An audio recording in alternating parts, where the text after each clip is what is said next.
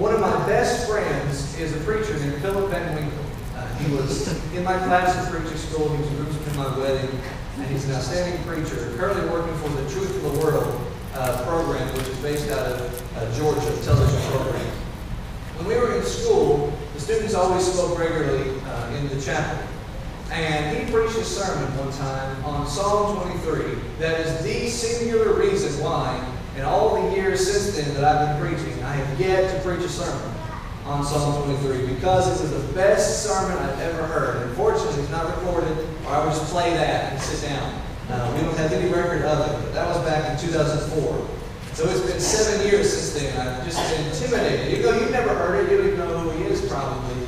I've heard it. And I remember thinking, there's no way I could ever top that. So I've just shied away from trying. Well, it's our 5th Sunday, and we have our 5th Sunday series every year. This year it's on the Psalms, and I thought, I'm going to try. I'm going to try to preach a sermon on Psalm 23. And it doesn't matter who has preached it before. I don't think there's anybody alive that can preach a sermon on Psalm 23 and feel like they've done it. I don't think there's anybody who can hear a sermon on Psalm 23 and feel like they've gotten anything more out of it than just sitting and slowly meditating on the words found in that 23rd Psalm, the Shepherd's Psalm, as it's called. It is 6 verses long. If you're looking at the King James, it's about 118 words long. That's it. It's one of the shortest of the Psalms. It's one of the shortest chapters of your Bible. Not the shortest, but one of the shortest. Yet contained in those 6 verses, found in those 118 words, are some of the most simple, calming, and peaceful-inducing words that you will find in God's Word. There is something to be said for a person and his final request made before his funeral as he's about to die. There's something to be said for a person as he's about to die, and he wants to make sure that those he leaves behind, he leaves them with parting words of comfort. And I don't want to put a number on it. Let's say 7, 8, 9 times out of 10. Psalm 23 is featured either in passing or in direct reference at funerals. Why is it that people, as they're about to leave this world, want their last words of comfort to come from this psalm so often? It has to be because there's something fundamentally calming, something fundamentally reassuring about these words that Danny just finished reading. And I'm going to read them one more time, if you permit me. Open your Bibles there if you haven't already. Psalm 23, starting in verse 1. The Lord is my shepherd. I shall not want. He makes me to lie down in green pastures. He leads me beside the still waters. He restores my soul. He leads me in the paths of righteousness for His name's sake. Yea, though I walk through the valley of the shadow of death, I will fear no evil, for Thou art with me. Thy rod and Thy staff, they comfort me. Thou preparest a table before me in the presence of mine enemies. Thou anointest my head with oil, and my cup runs over. Surely, goodness and mercy will follow me all the days of my life, and I will dwell in the house of the Lord forever. We live in a world that is so sinful. We live in a world that is so, and that's a double talk, so worldly, that it is almost impossible to see anything around us other than sin or the result of sin.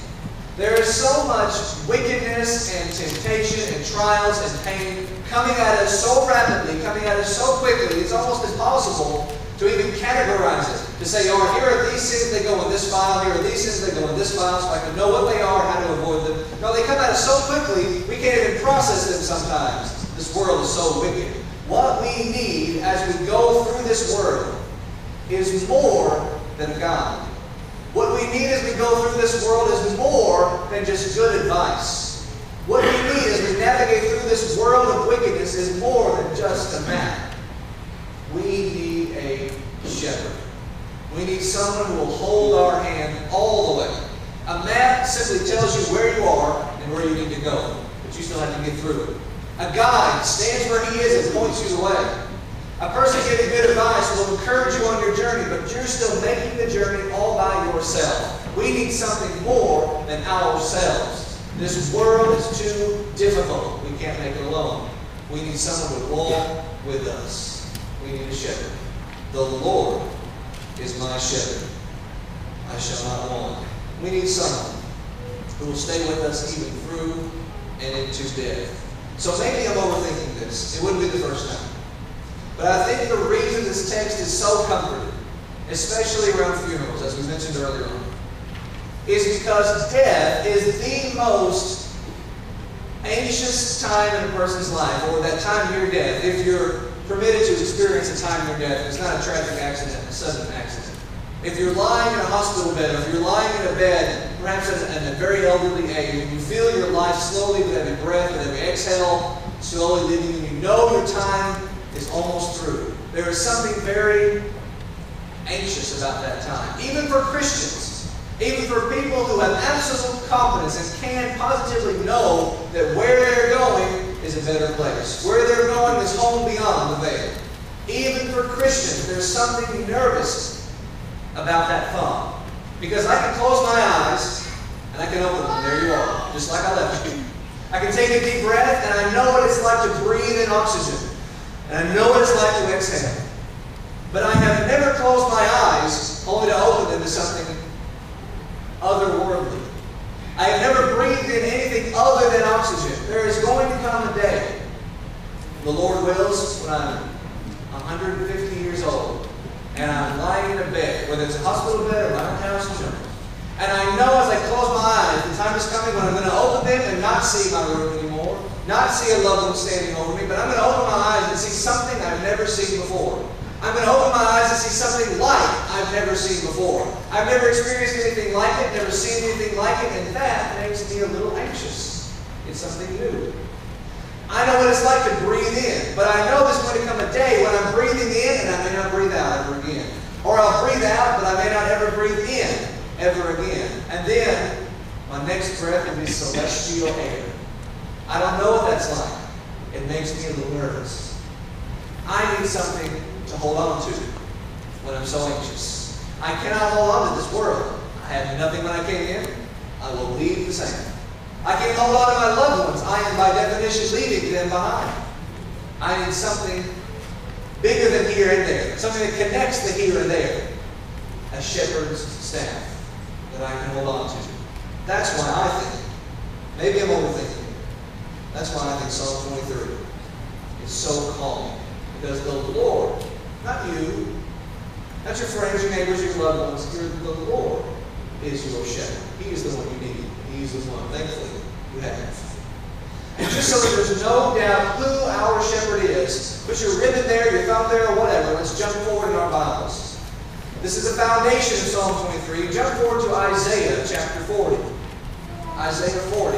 As we try to build a better appreciation for that first line, the Lord is my shepherd. Let's read some other things the Bible says about He who we call our shepherd.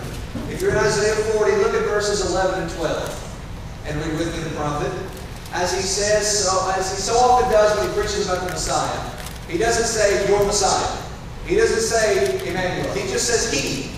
And you just got to know who he's talking about, because he's the He. He shall feed his flock like a shepherd.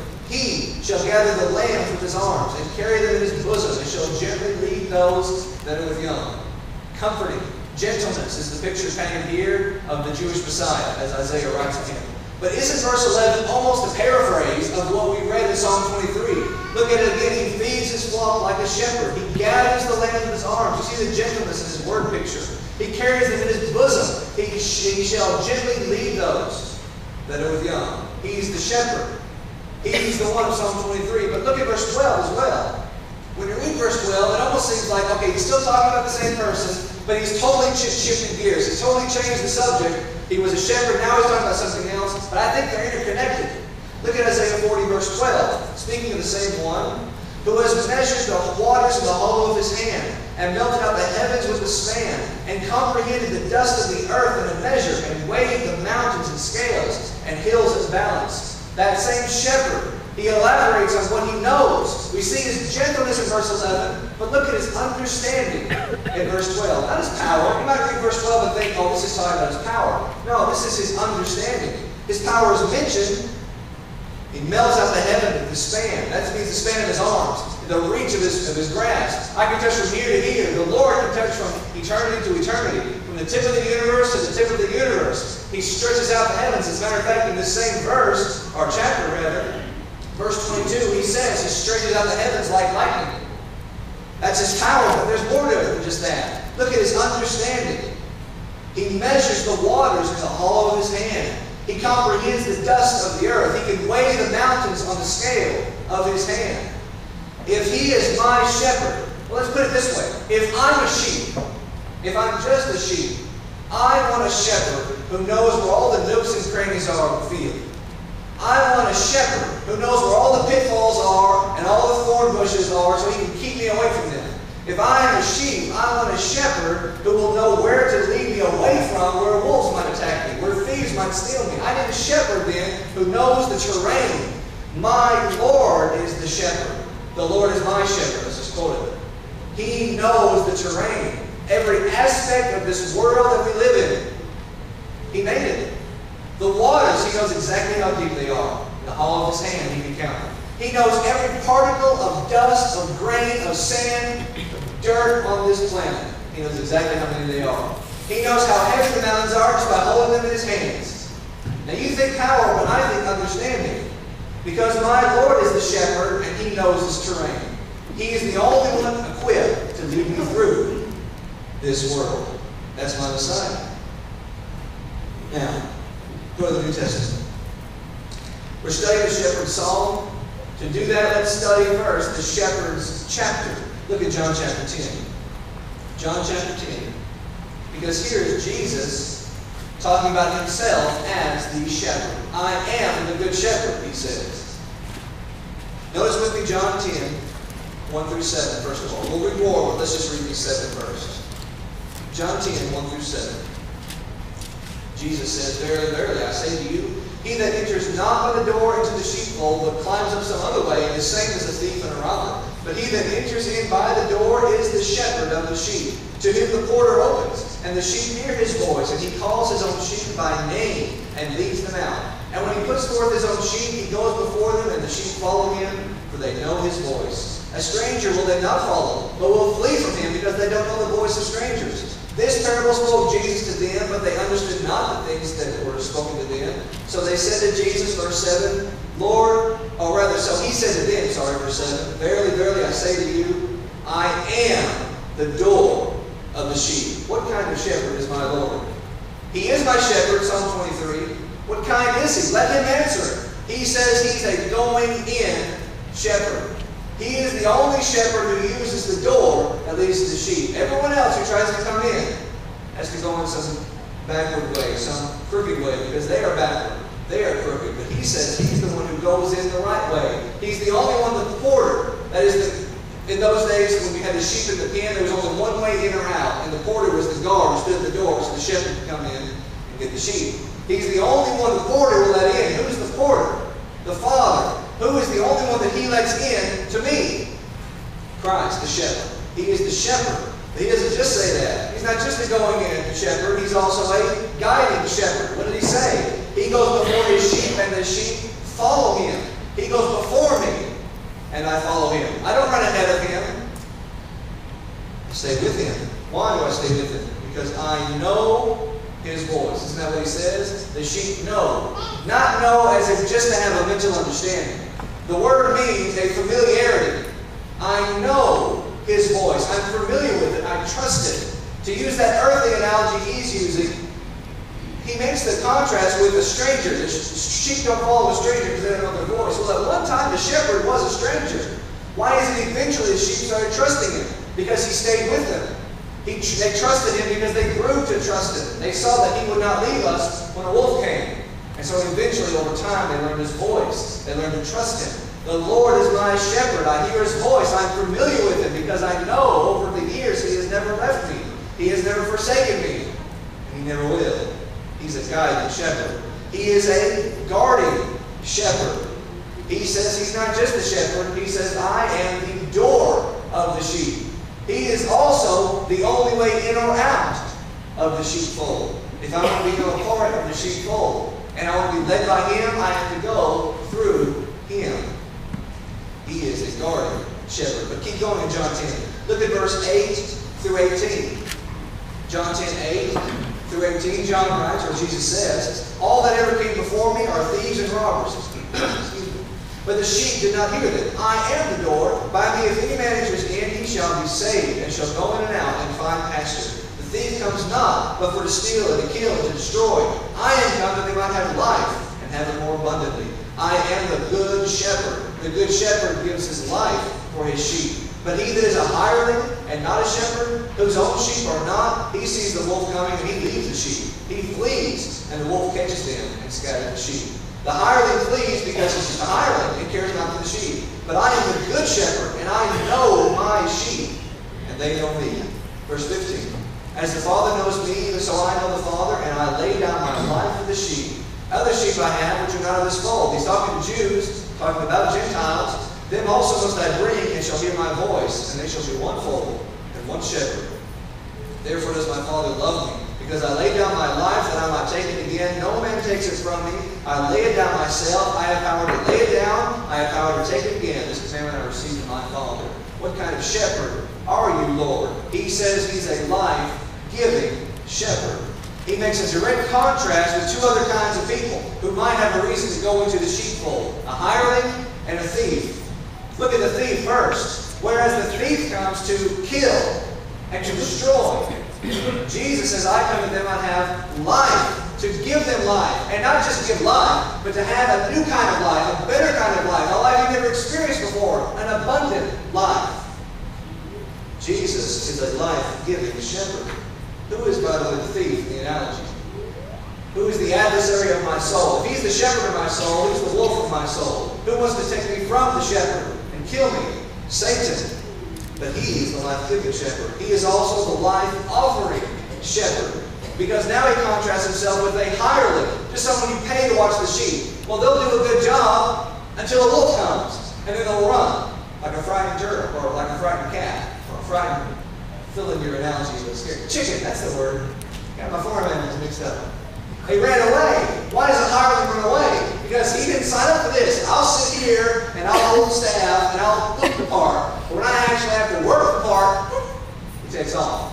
Because he doesn't love the sheep. Jesus says, I am not a hireling. I am certainly not a thief. I am a good shepherd. A hireling is a shepherd. But he is a good shepherd because he will lay down his life for his sheep. Who wrote the Psalm 23? David, right? Makes sense that he would make that analogy since he also was a shepherd. Didn't he once fight a bear for his sheep? Look, I don't know if I would fight a bear for my car. Okay? I don't know if I would fight a bear if it was going to destroy my house. I don't know if I would fight a bear for my dog. May she rest in peace. But if my dog was still alive, start looking. I don't think I'd fight a bear for it. David fought a bear. Why? Because a good shepherd will lay down his life for his sheep. Jesus says, I came that you might have life, but the wolf got to you first. And the wolf said to me, I'm going to kill these sheep. So my shepherd said, no, kill me instead. And he laid down his life, took it up again, so that I could have life abundantly. What kind of shepherd is he? He's the good shepherd. Now, go back to Psalm 23. All that was introduction. But don't worry, we're not going to be too long. I want to look now, piece by piece, at Psalm 23. Read it again with me, just the very first verse, Psalm 23. In fact, just read the first half. We'll read the second half later. David writes, the Lord is my shepherd. First of all, notice the reality of that. The wonderful reality is that the all-powerful, all-knowing, all-seeing, all-creating being we call God, Jesus specifically, is not just someone who wants to know of me. It's not just someone who might want to get to know me as an acquaintance. He wants to be my shepherd, and I get to let him. The Lord is my shepherd. I get to claim him as my shepherd. Now, David could have said the Lord is our shepherd. He could have made it collective, and that would have been fine. And everything up to this point in the sermon would have been the exact same. It wouldn't have changed anything. But there's something more to be said about my personal relationship with my shepherd. He's not just our shepherd. He's my shepherd. Personally, 100% mine and 100% yours if you're a Christian. My spirituality, my religiosity, my Christianity is not collective. It is not an our religion. It's a my religion. It's my faith. I don't mean my like I'm arrogant, like it's all about me. But I mean it's mine, like my salvation is not dependent on your salvation. Your faithfulness does not rely on whether or not I stay faithful. My salvation depends between me and my shepherd. Am I following him or not? The reality is, I get to make him my shepherd. The reality is, number one, the Lord is my shepherd. But now look at verses 2 through 5. And notice the reason the Lord is my shepherd. Why, David, is the Lord your shepherd? Why not someone else? And there are a lot of people that we have and that we know in this world who are mentors to us and who are advisors to us, whose counsel we rely on. And in some small way, they're a shepherd to us. We have elders in this congregation who are, by God's definition, shepherds of our souls in the earthly sense as we live on this earth. But they can't make us, they don't have the power to get us to heaven. No one whose advice I can rely on can guide me to heaven.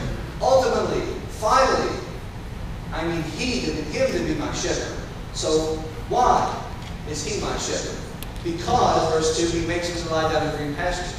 He's my shepherd because he leads me beside still waters. Look at that phrase, he makes me to lie down. It's just one word in the Hebrew. It's the exact same word, the English equivalent, when you look at your dog and you say, sit, and the dog sits. Why does the dog sit? Because he knows if he does it, probably something bad is going to happen. And he learns over time, when my master says sit, I'm going to sit because my master knows what's best. My Lord is my master, and he tells me to sit.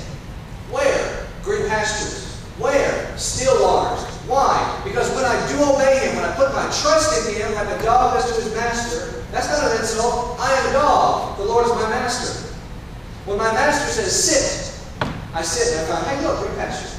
Now, if I don't rely on him, if I go wandering around, I'll end up in a thorn bush, I'll end up in a ditch, I'll end up with a wolf's mouth around my neck. But my Lord says, sit, and I trust him, and I find green pastures. My Lord says, sit, and I trust him, and I find still waters, the kind I need to drink and to sleep on. The Lord is my shepherd. He restores my soul. He leads me down the path of righteousness for his name's sake. He takes me down the path I need to go. Look at verse 4. Though I walk through the valley of the shadow of death, I fear no evil. That's the whole point of the valley of the shadow of death. So that's why it's called that, because there's a lot of evil there. But my Lord is my shepherd. He's not a hireling who will run away in the first sign of trouble. He will lead me through it. And so I will fear no evil, because he's with me. His rod and staff comfort me. Look at verse 5. He prepares. Why is he my shepherd? Because he prepares a table before me in the presence of my enemies. He lets me to sit down, and he lets me eat, even though I can see on the hillside wolves waiting to strike. I don't fear those wolves. I can look over here and I can see a thief who might take me away. I don't fear the thief. He can let me sit down and I can eat my food. And I can see all these evil around me, but I don't sweat at all. Why? Because he is with me. He's my shepherd, and I trust him. He anoints my head with oil. That was in David's day a cultural thing. When someone went into your house and you wanted them to think that they were home, you wanted them to feel like an honored guest, you put a cup of oil over their head. It's just a cultural thing. David is saying, my shepherd doesn't just look at me and think, dumb animal, follow me. My shepherd looks at me and thinks, you're my family. Come with me. He anoints my head with oil and my cup. The cup of blessings that he gives me is a figure of speech. The cup of blessings that come from the bountiful hand of my shepherd don't come midway. They don't reach the brim. They overflow.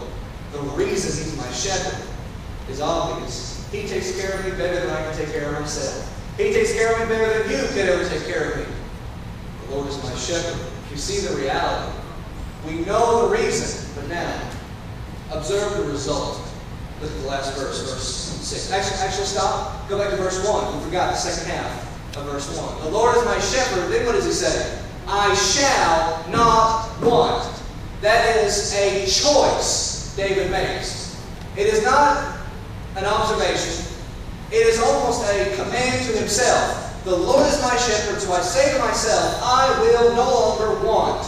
He's not saying he can't want. Of course we can want. I could want some other shepherd. I can want some things that he doesn't want me to have because he knows they're bad for me. I can want a lot of things. But because the Lord is my shepherd, I say to myself, I will no longer want. I will only take what he gives me because I trust him. The Lord is my shepherd, so I choose not to want. That's the result of his being my shepherd. Go to the last verse, verse 6. The result is goodness and mercy. No. Surely goodness and mercy. Just as sure as the sun will come up tomorrow, as assuming the Lord gives us this morning. Surely, with absolute certainty, goodness and mercy will follow me all the days of my life. Robert Taylor, one of my favorite preachers from Tennessee and writers, he calls this in his commentary on the Psalms, David's unbending, uncompromising confidence. Surely, he says, no doubt, goodness and mercy will follow him. Why? Look at the end of the verse. Because I will dwell in the house of the Lord forever. Now in David's time, there was no temple. There was no permanent structure called the house of the Lord. That would not be built till the sun reigned. All he had in his day was the tabernacle, which by design is a temporary structure, it's a big tent. So how can he say, I will dwell in the house of the Lord forever? Because he's not talking about here. He's talking about there. Where is the shepherd leading me? He's not leading me to some other place on earth. He's leading me out of this world. I will dwell in the house of the Lord forever and ever and ever. That's the result of his being my shepherd. I am a sheep, and the Lord is my shepherd, constantly watching over my soul. My soul to keep guarding me over me ever, watching wherever I go. And when the winds blow, he is my shelter. When I'm lost and alone, he rescues me. When the lion comes, he is my victory, constantly watching over me. You know that song? Maybe you know this one. He leadeth me, O blessed God. O words with kindly comfort from. Whate'er I do, where'er I be, still 'tis God's hand that leadeth me. That's Psalm 23 in a nutshell. My Lord is my shepherd, and so I will not want. We see the reality, we know the reason, we observe the response, or the result of it. Is the Lord your shepherd? Somebody is your shepherd. So look at the end of that staff, the end of which you're holding on to. Is it the Lord or is it the devil? It's one of only two.